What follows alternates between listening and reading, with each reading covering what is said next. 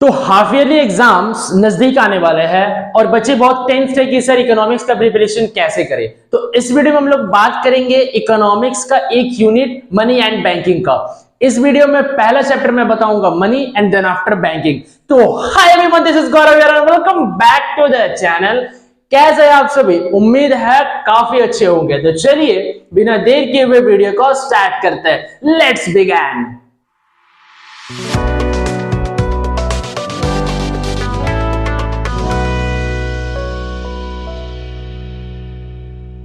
बात करेंगे सबसे जो पहला चैप्टर है मनी एंड बैंकिंग यूनिट का, वो है मेरा मनी। वन शॉट में ये चैप्टर कंप्लीट हो जाएगा, बस कुछ ही मिनटों में ये चैप्टर हो जाएगा समाप्त। चलो बात करेंगे सबसे पहला चीज कि सर मनी होता क्या है। एक किसी ने पूछा कि मनी क्या करता है, तो बच्चा जवाब देता है कि सर मनी क्या नहीं करता है। मैंने पूछा मनी क्या करता है, तो वो मुझे बताया कि बताओ सर आपकी मनी क्या नहीं करता। पैसा है तो सब है, ऐसा। ठीक है, तो ठीक है सर। देखो क्या होता है, money is what money does. Money वो है जो मनी करता है। तो मनी क्या करता है, तो मनी क्या नहीं करता। मनी वो हर एक काम करता है। मनी मीडियम बनता है किसका? एक्सचेंज प्रोसेस का। मनी क्या बनता है? मीडियम बनता है एक्सचेंज प्रोसेस का। ठीक है, तो ये क्या हो गया? डेफिनेशन जो मेरा किसने बताया है? Hartley withers. इनका दिया हुआ क्या डेफिनेशन है, क्या? Money is what money does. Clear एकदम से? Very good. अब देखो क्या है meaning of money. Sir money होता क्या? देखो बच्चे, मैं एक बात आप लोगों को क्लियर कर देना चाहता हूं कि जो डेफिनेशन ऑफ मनी है और मीनिंग ऑफ मनी है, दोनों अलग अलग चीज है। ऐसा नहीं कि मीनिंग और डेफिनेशन दोनों सेम है, बिकॉज बच्चे कंफ्यूज होते हैं। बच्चे से पूछा जाता है डेफिनेशन ऑफ मनी, वो लिख के आते हैं मीनिंग ऑफ मनी। पूछा जाता है मीनिंग ऑफ मनी या व्हाट इज मनी, वो लिख के आता है डेफिनेशन ऑफ मनी। तो first of all you have to make difference between these two. क्या क्या? Definition and another one is your meaning. Clear है? ठीक है सर।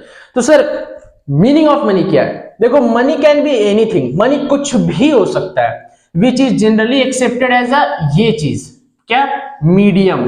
किसका मीडियम?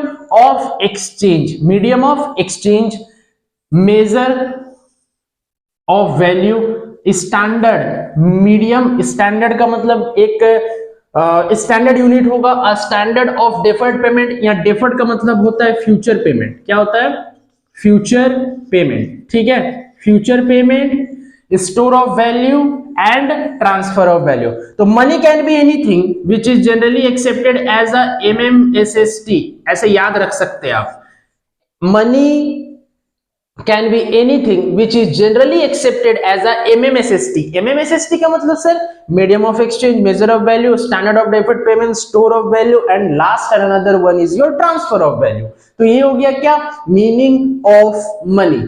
क्लियर है? नेक्स्ट बात करेंगे barter system. Sir barter system क्या होता है? The system in which commodities are exchange for commodities. जहां सामान के बदले सामान क्या एक्सचेंज होता है, गुड्स के बदले गुड्स क्या होता है? एक्सचेंज होता है। वहां को उस सिस्टम को हम लोग कहते हैं बार्टर सिस्टम। बट अभी जो प्रिवेल कर रहा है सर करेंटली, उसको हम लोग क्या कहते हैं? उसको हम लोग कहते हैं, देखो उसको हम लोग क्या कहते हैं? मॉनिटरी क्या सिस्टम। मॉनिटरी सिस्टम कहते हैं। लेकिन जो पहले चलता था that is called barter system. Why? Because goods are exchange for goods. Clear है? वेरी गुड, शाबाश। नेक्स्ट क्या है? देखो C C economy. It is an economy where barter system prevails. ये एक ऐसा इकोनॉमी है जहां पे बार्टर सिस्टम होता है। बार्टर सिस्टम क्या होता है? जहां पे गुड्स के बदले गुड्स एक्सचेंज होता है। समझ गए? ठीक है, अब बात करेंगे drawbacks of barter system. Sir barter system क्या है? समझ गए, the system in which commodities are exchange for commodities. लेकिन इसका ड्रॉबैक्स क्या था, इसका क्या क्या लिमिटेशंस था, उसके बारे में अब हम लोग क्या चर्चा करेंगे, डिस्कस करेंगे। तो चलिए सबसे पहला पॉइंट है डबल कोइंसिडेंस ऑफ फंड्स। होता क्या है ना, फॉर एग्जांपल कि कोई दो पर्सन है, ठीक है, दो पर्सन है, एक ए है एक बी है। क्या बोले? कोई दो पर्सन है, एक ए है और एक बी है। अब मान लो कि ए को क्लॉथ का जरूरत है, कपड़ा का, और उसके पास राइस है। ठीक है, क्या बता रहे सुनना, ए को क्लॉथ का जरूरत है, उसके पास राइस है, तो उसके पास क्या नहीं है सर, क्लॉथ नहीं है, कपड़ा नहीं है उसके पास, बट राइस तो है। अब वो एक ऐसा व्यक्ति को ढूंढेगा जिसके पास क्लॉथ है और जिसको राइस का जरूरत है। क्या बोले, ए के पास क्लॉथ है और उसको, सॉरी, ए के पास राइस है, क्लॉथ का जरूरत है। अब वो ऐसा व्यक्ति को ढूंढेगा जिसको राइस का जरूरत है और जिसके पास क्या, क्लॉथ है। तो ये क्लॉथ क्लॉथ एक्सचेंज हो जाएगा, राइस राइस एक्सचेंज हो जाएगा, मतलब goods are exchange for goods. तो ये क्या ड्रॉबैक है, मतलब यहाँ पे कोई मीडियम नहीं है। आपके पास अगर कुछ सामान है और आपको दूसरा कमोडिटी चाहिए, तो आपको उसी व्यक्ति को ढूंढना पड़ेगा जिसके पास वो सामान है जो आप चाहते हैं, और आपके पास जो सामान है जो कि वो चाहता है। समझ गए? नेक्स्ट क्या है, देखो, lack of medium of exchange. Sir medium का काफी कमी हो जाता है, क्योंकि बीच में अगर मीडियम नहीं है तो एक्सचेंज पॉसिबल नहीं हो सकता है। और बार्टर सिस्टम हम लोग क्या पढ़े, commodities are exchange for commodities, commodity commodity exchange होता है, इसमें कोई मीडियम नहीं होता है। रादर मॉनेटरी इकोनॉमी में क्या, पैसा, क्या होता है, पैसा, है ना, मतलब मीडियम तो है, मीडियम तो है एक्सचेंज का। ठीक है, ये तो हालांकि ऐसे ही, ठीक है, पैसा, बस समझ लो, lack of medium of exchange. Next है lack of measure of value. देखो मेजर करने का कोई टेक्निक नहीं होता है। फॉर एग्जांपल मान लो मैंने एक क्लॉथ कपड़ा खरीदा जिसका दाम है क्या, ₹200, तो देखो ये मेजर ऑफ वैल्यू है क्या, रुपीज। बट अगर बार्टर सिस्टम पहले का जमाना में बात करें तो दो व्यक्ति कपड़ा खरीदे, ए ने भी एक क्लॉथ खरीदा, बी ने भी एक क्लॉथ खरीदा। अब ए ना 2 kg नहीं बोल सकते हैं, ठीक है, 2 पैकेट राइस दे करके एक क्लॉथ लिया। कौन, ए ने 2 पैकेट राइस दे करके एक क्लॉथ ले लिया। अब बी ने क्या किया, बी क्या किया, 10 पोटैटो दे करके, 10 आलू दे करके क्या किया, वो क्लॉथ ले लिया। तो मॉनेटरी इकोनॉमी में क्या हुआ, एक क्लॉथ का दाम 200 रुपया, ये तो समझ आता है सर। बट बार्टर सिस्टम में क्या हुआ, ए ने एक क्लॉथ खरीदा, कपड़ा खरीदा 2 पैकेट चावल दे करके, और बी ने कपड़ा खरीदा 10 पोटैटो दे करके। तो एक बात बताओ, ए को बोलेगा ये कपड़ा का दाम कितना है जी, तो वो क्या बोलेगा, 2 पैकेट राइस इसका दाम है, इसका प्राइस है, मींस कि मैंने इस कपड़े को खरीदने के लिए 2 पैकेट चावल दिया है। ठीक है, ए के नजरिए से। बट वही अगर बी के नजरिए से देखे तो बोलेगा नहीं, ये तो 10 आलू के बराबर है यार, 10 पोटैटो के। तो उसमें क्या है ना कि मेजर ऑफ वैल्यू अलग अलग बताता हर एक इंसान, हर एक इंसान क्या अलग अलग मेजर्स ऑफ वैल्यू बताएगा आपको। ठीक है, नेक्स्ट क्या है, lack of standard of deferred payment. Future payment possible नहीं है। फॉर एग्जांपल मेरे को अगर अपने लैंड में काम करवाने के लिए काव का जरूरत है, ठीक है, काव का जरूरत है, तो मैंने अपने दोस्त से बोला कि यार तू मेरे को जो तेरा 2 काव है ना वो मेरे को थोड़ा दिन के लिए दे दे, मेरा लैंड में काम है। तो उसने बोला अच्छा, तो उसके बदले तुम क्या दोगे, इंटरेस्ट पे। अब बताओ, काव दिया है, काव लिया है वो लोन पे, ठीक है, क्योंकि उसको तो अपने लैंड पे काम करवाना है। अब वो उसको इंटरेस्ट देगा, तो क्या इंटरेस्ट में अगर 2 गाय लिया है तो क्या 4 देगा उसको, ऐसा तो नहीं हो सकता है। ठीक है, वो 2 काव लिया है तो क्या उसको 2 ही वापस करेगा।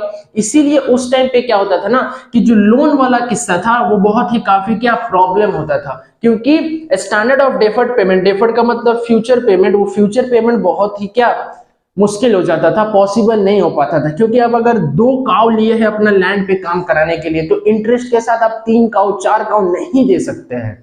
ठीक है, नेक्स्ट है स्टोर ऑफ वैल्यू। अब देखो जैसे फॉर एग्जांपल कोई बिल्डिंग है, अभी का जमाना में मॉनेटरी सिस्टम में कोई बिल्डिंग अगर है तो उसे हम क्या कर सकते हैं, बेच करके पैसा बैंक में जमा कर सकते हैं। बट उस टाइम पे तो पैसा नहीं था, मॉनेटरी इकोनॉमी नहीं था, तो अब क्या बिल्डिंग को स्टोर कर ले, बताओ, लैंड को स्टोर कर ले, नहीं होता। तो इसीलिए क्या, lack of store of value. And last one is your lack of transfer of value. Transfer करने में बहुत दिक्कत होता था। अभी फॉर एग्जांपल मान लो कि हमको दिल्ली किसी को पैसा भेजना है दिल्ली, तो हम ऑनलाइन इजीली ट्रांसफर कर दे या उनका अकाउंट नंबर से हम उनका अकाउंट में डायरेक्टली ट्रांसफर कर दे। बट पहले के जमाना में ऐसा नहीं होता था। अब मान लो किन्हीं को पोटैटो या टोमेटो का जरूरत पड़ेगा तो हम उसको कैसे ट्रांसफर कर सकते हैं। बट हाँ, किन्हीं को जरूरत पड़ेगा और पैसा नहीं है अभी का दिन में, तो मैं उनको पैसा क्या ट्रांसफर कर सकता हूं इजीली। तो ये सब क्या था, ड्रॉबैक्स ऑफ बार्टर सिस्टम। समझ गया? ठीक है सर। तो नेक्स्ट क्या है, फॉर्म्स ऑफ मनी के टाइप्स क्या क्या होता है। देखो सबसे पहले फियाट मनी। फियाट मनी क्या होता है ना कि गवर्नमेंट का अथॉरिटी बियर करता है। गवर्नमेंट का अथॉरिटी बियर करता है यानी कि ये government accountable to government, answerable to government है। गवर्नमेंट के सामने उसको क्या अपना सारा रूल्स एंड रेगुलेशंस फॉलो करना पड़ता है। जैसे कि ऑल नोट्स एंड करेंसी जो कि अभी प्रिवेल कर रहा है, वो सब गवर्नमेंट क्या अथॉरिटी बियर करता है। नेक्स्ट मेरा है फिड्यूशियरी मनी। फिड्यूशियरी मनी क्या है, not authority of government but accepted as a medium of exchange. Example cheques, drafts etcetera. ठीक है, because of trust between payer and pay. ठीक है, ये लिख लेना, पेयर एंड पे। देखो गवर्नमेंट का अथॉरिटी बियर नहीं करता है, रादर ये मीडियम ऑफ एक्सचेंज के जैसा काम करता है। Why? Because of trust between the pair and पे। जो पैसा देगा और जिसको पैसा मिलेगा, दोनों के बीच में क्या है, ट्रस्ट है, एक विश्वास है, एक बिलीव है। इसीलिए वो क्या मीडियम ऑफ एक्सचेंज जैसा काम करता है, लेकिन अथॉरिटी बियर नहीं करता है गवर्नमेंट का। For example cheques, drafts, bills of exchange etcetera. Next है मेरा क्या, full bodied money. Full bodied money क्या होता है, हुज इंट्रिंसिक और कमोडिटी वैल्यू। जैसे मान लो कि अभी का जमाना का जो 10 का सिक्का है, 10 रुपये का जो कॉइन है, और पहले का जमाना का 10 रुपये का सिल्वर कॉइन। देखो फुल बॉडीड मनी क्या है, हुज इंट्रिंसिक वैल्यू और commodity value is equal to face या extrinsic value of money. Example British coins. देखो ये अभी का जमाना का सिक्का, ये ब्रिटिश का जमाना का सिक्का। ठीक है, अब इसमें क्या होगा, इसका चेहरा पे 10 लिखा है यानी ये फेस वैल्यू है। अगर इसको हम मेल्ट करेंगे ना तो 10 रुपया क्या 1 रुपया भी नहीं मिलेगा बढ़िया से, अच्छे से 1 रुपया भी नहीं मिलेगा मेल्ट करने के बाद। लेकिन इसका चेहरा पे कितना लिखा हुआ है, 10 रुपया, यानी उस कॉइन का वैल्यू 10 रुपया है। रादर अगर ब्रिटिश जमाने में जो कॉइन चलता था उसका बात करें हम, तो अगर फेस पे 10 रुपया लिखा है ना, फेस पे 10 रुपया लिखा है, और ये जो अगर आप मेल्ट करोगे ना तो आपको पैसा ठीक ठाक मिल जाएगा। ठीक है, आपको पैसा ठीक ठाक मिल जाएगा। देखो उसका भी नेक्स्ट पे बात करेंगे। अगर आप लोग स्क्रीनशॉट लेना चाहते हो तो ले सकते हो। पॉइंट नंबर 4 का हम लोग बात करेंगे, जो कि मेरा है टोकन मनी और पेड मनी। तो स्क्रीनशॉट लेना है तो ले सकते हो। नेक्स्ट मेरा जो फॉर्म्स ऑफ मनी है वो मेरा क्या है, क्रेडिट मनी या टोकन मनी। देखो उसमें मैंने क्या बताया पिछले वाले में कि जो फेस वैल्यू है और कमोडिटी वैल्यू है वो क्या इक्वल होगा। अब मैं क्या बता रहा हूं कि जो फेस वैल्यू है, जैसे चेहरा पे 10 लिखा हुआ है, ये फेस वैल्यू हो गया। जो फेस वैल्यू वो ज्यादा होगा एज कंपेयर टू क्या, कमोडिटी वैल्यू। यानी कि जो चेहरे पे लिखा है उसका वैल्यू ज्यादा होगा देन अगर इसको हम क्या मेल्ट करके उसका वैल्यू निकाले तो। ठीक है, अब एग्जाम्पल मॉडर्न करेंसी हो गया, इवोल्यूशन ऑफ मनी। ठीक है, देखो मनी कैसे आया।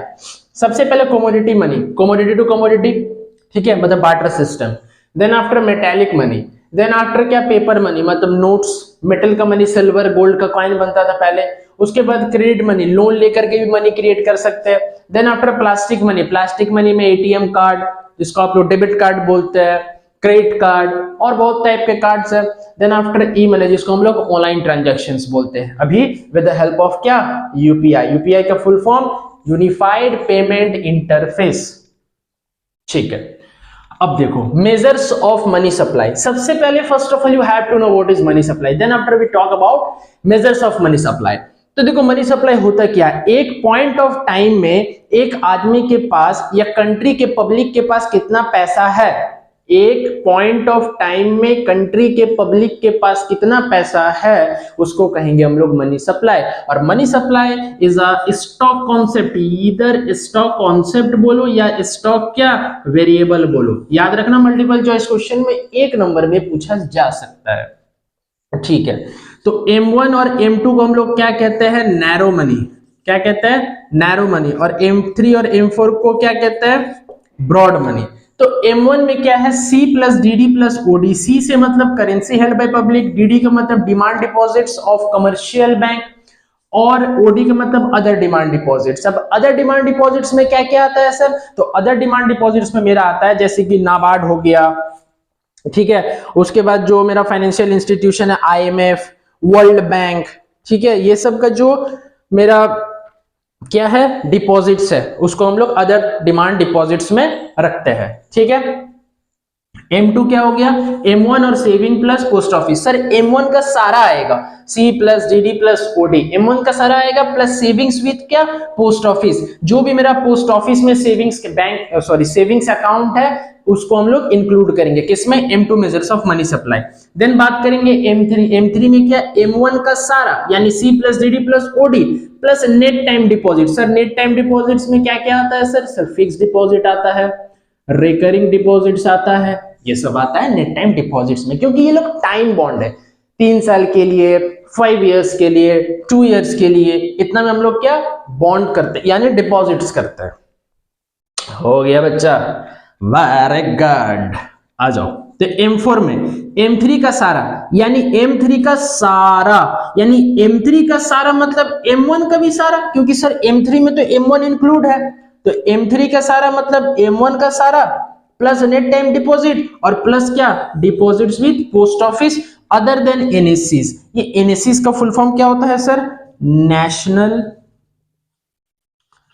Saving certificates, national saving certificate जो कि फार्मर्स लोग के लिए इश्यू किया जाता है। तो इस डिपॉजिट को छोड़ करके पोस्ट ऑफिस में जितने डिपॉजिट्स है प्लस M3 का सारा equal to M4 measures of money supply. हो गया, हो गया। अब बात करेंगे फंक्शंस ऑफ मनी। देखो फंक्शंस ऑफ मनी 3 पार्ट में डिवाइड है, प्राइमरी, सेकेंडरी, कंटिंजेंट। तो प्राइमरी में medium of exchange, measure of value, ये आप लोग समझ गए कि मीडियम ऑफ एक्सचेंज क्या होता है, मेजर ऑफ वैल्यू क्या होता है। सेकेंडरी में standard of deferred payment, store of value and then after your transfer of value, ये भी क्लियर है सर।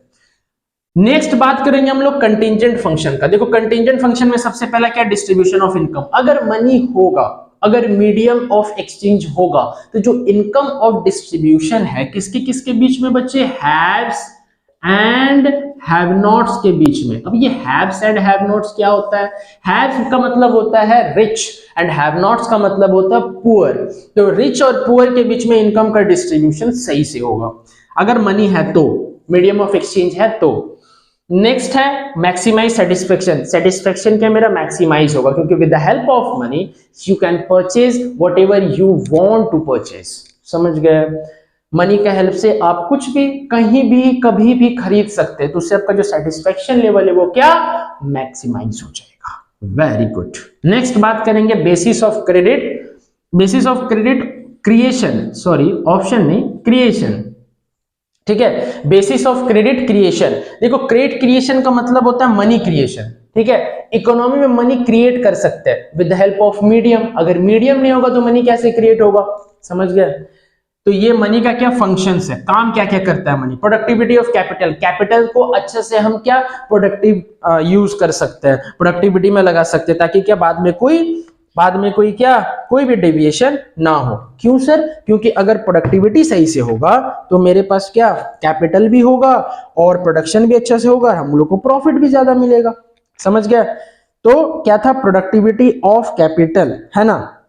हाँ, क्योंकि जो मनी है वो लिक्विड एसेट होता है और वो कोई भी काम में यूज हो सकता है, इसीलिए उसके लिक्विडिटी के कारण कैपिटल जो है वो इजीली ट्रांसफर होगा। कहां से कहां, from the more less productive purpose to more productive purpose. क्या बोले, क्या मनी जो है वो सबसे लिक्विड एसेट है और इसी लिक्विडिटी के कारण जो कैपिटल है मेरा वो लेस प्रोडक्टिव पर्पस से मोर प्रोडक्टिव पर्पस में क्या ट्रांसफर इजीली हो सकता है। बियरर ऑप्शन, बियरर ऑप्शन का मतलब होता है मगर मनी है, अगर पैसा है तो आपके पास परचेजिंग पावर भी क्या ज्यादा रहेगा, और अगर परचेजिंग पावर ज्यादा रहेगा आपके पास तो आप कभी भी कहीं पर भी आप कुछ भी परचेज कर सकते हैं। समझ गए। अच्छा, एक पॉइंट बचता है मेरा क्या, हाई पावर्ड मनी। क्या, हाई पावर्ड मनी। ये हाई पावर्ड मनी क्या होता है? इसका C प्लस CR यानी करेंसी हेल्ड बाय पब्लिक और कैश रिजर्व और commercial bank with the RBI। H का मतलब हाई पावर्ड मनी, C का मतलब currency held by public, CR का मतलब cash reserve of commercial bank with RBI।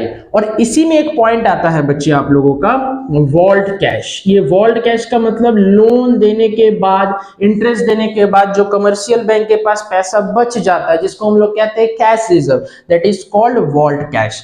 अच्छा, एक होता है मेरा बैंक मनी। ये बैंक मनी मतलब कि बैंक के पास कितना पैसा है लोन अमाउंट के लिए, that is called bank money. समझ गए? तो ये था high powered money, H equal to C plus CR। H का मतलब हाई पावर्ड मनी, C का मतलब currency held by public, CR का मतलब cash reserve of commercial bank with RBI। और याद रखना M1 और M2 measures of money supply, इसको कहते हैं नैरो मनी, और M3 और M4 measures of money supply, इसको कहते हैं ब्रॉड मनी। समझ गए? ठीक है, तो इसी के साथ हुआ हम लोग का chapter complete money and money supply. Next video में हम लोग बात करेंगे क्या, बैंकिंग, और वो काफी इंटरेस्टिंग होने वाला है, तो बने रहिए मेरे साथ। और चैनल में मेरे न्यू है तो प्लीज चैनल को सब्सक्राइब कर लो, और मिलते हैं नेक्स्ट वीडियो में। Till then keep learning and keep growing. Bye bye and take care.